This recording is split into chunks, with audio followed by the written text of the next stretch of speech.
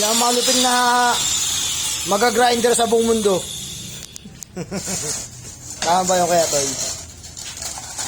Pinakamalupit na nag-grinder sa buong mundo. Kasi kanila kung tama yung paghawak ng grinder. Ha? Pag tama ba yung paghawak ng grinder? Tama ba yung yung paghawak sila dyan eh. Paano daw matawag eh. Pag ganun ba o pag ganun? Pag ganun ba o pag ganun? Ganyan yung diskarte, parang pagkaliwete, no?